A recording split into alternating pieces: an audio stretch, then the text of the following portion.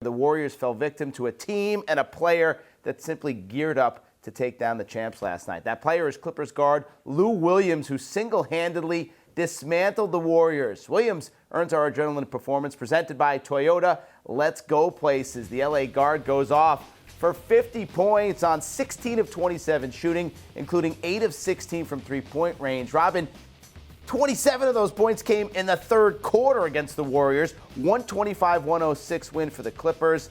Pretty amazing performance as we've seen. Williams, he gets hot. He can go off anytime. And it comes on a night where Kevin Durant, Robin, scored 40 points, surpassed the 20,000 career point milestone.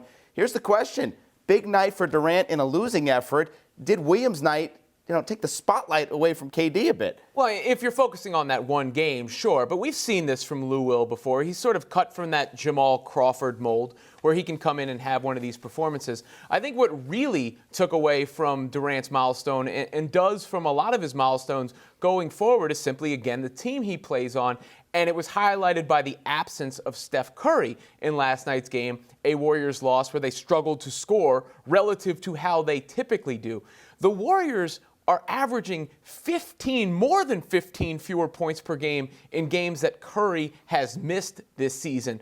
In games Curry's out, they're about a league average offensive team. When he's playing, they're essentially the best offensive team in history. And as great as Kevin Durant is, and he's a terrific player, one of the best pure scorers who ever lived. He's going to be in the conversation of all-time greats. But the problem for him, I believe, is he may be on the outside looking in of that upper tier because of his decision to go to Golden State and because he may never be able to wrestle away the title of most important player on his own team because we've seen what Steph Curry does to opposing teams. Yeah, and you would think he knew that in the decision to go to Golden State. It's that simple. He made a conscious decision. He knew what he was getting into.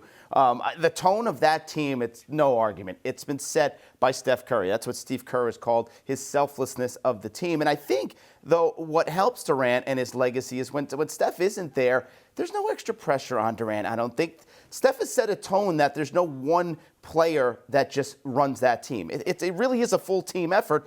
Look at their records. 10-3 this season without Curry. They're 7-1 without Durant, and they're 0-1 this season without the two of them together.